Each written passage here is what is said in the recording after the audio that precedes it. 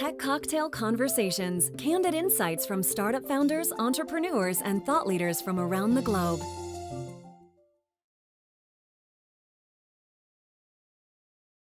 I'm Phil Simon. I've written 5 books and I speak for a living. My most recent book is called Too Big to Ignore: The Business Case for Big Data.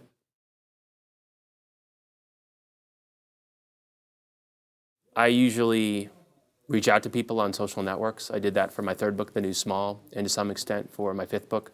With my 4th book, The Age of the Platform, how Amazon, Apple, Facebook, and Google have redefined business, I knew from the minute that I conceived of the book that it had to be those. So I really didn't want to reach out to others for that one. But it's a balance. I can do research as well as the next guy, but I also like connecting with experts and other people to maybe get something that isn't already available on the web.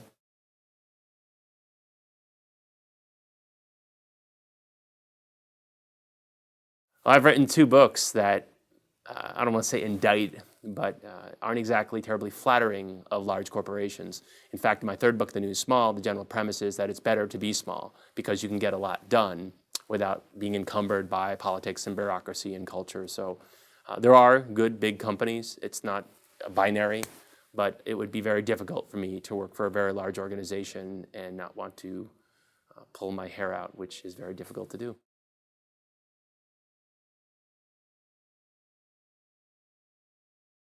Gosh, that's a great question. I'm a big believer that you can embrace platform thinking without being Amazon, Apple, Facebook, and Google. I actually wrote that book because I had adopted a lot of this platform thinking. In other words, I entered adjacent lines of business. I did 10 years of IT consulting, and if I didn't write my first book, I would have needed to see a shrink. I enjoyed writing, so I wrote a few more books. Once you write, it's really not that far of a jump to start speaking, right? Once you speak and you've written books, then maybe you start to do a publishing company. So that's kind of one of my side projects. So I had entered these adjacent lines of business the same way that Amazon, for instance, doesn't just sell books or CDs or movies. It's creating its own content, right? It's getting into hardware, selling Kindles. It sells compute power through Amazon Web Services. So they jump into things as they make sense, and they're not afraid of taking risk. With regard to big data, there are absolutely small entrepreneurial startups.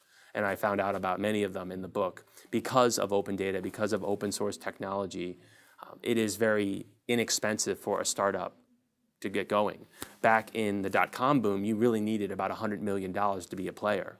Now you're talking about fractions of that. I've heard of very few companies that get upfront $100 million. They may raise additional rounds like Facebook, like Twitter, as they become more valuable, but you almost have this proof of concept early on. So it's very difficult to me to minimize the impact of big data. Even if it's just an exit strategy, you may be the next Google, you probably won't. I mean, Google just dropped $1.1 billion on Waze. Something tells me the guys in Israel are pretty happy about that. So it may be a really sort of niche technology with regard to big data, but if it catches on or another company considers it valuable, many large companies like SAP, Oracle, Microsoft, SaaS are purchasing startups because they augment their current offerings. So I think, as I say in the book, big data is too big to ignore, both as a user and if you were a startup. There are a lot of them. It's a hot area.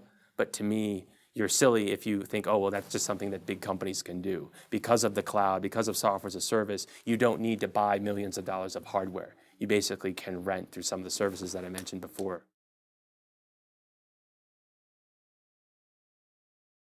The new one is called The Visual Organization, how intelligent companies use data visualization to make better decisions. And it'll be out in early 2014. We have big data, right? It's flying at us in all forms. And it's very difficult to make intelligent decisions if you're looking at a standard chart, right? Or rows on a spreadsheet. What if the data could be visualized, right? What if you could not just see some sort of static infographic? What if you could interact with it and learn from it? So that's the book in a nutshell, and I'm looking forward to researching it and learning more about it.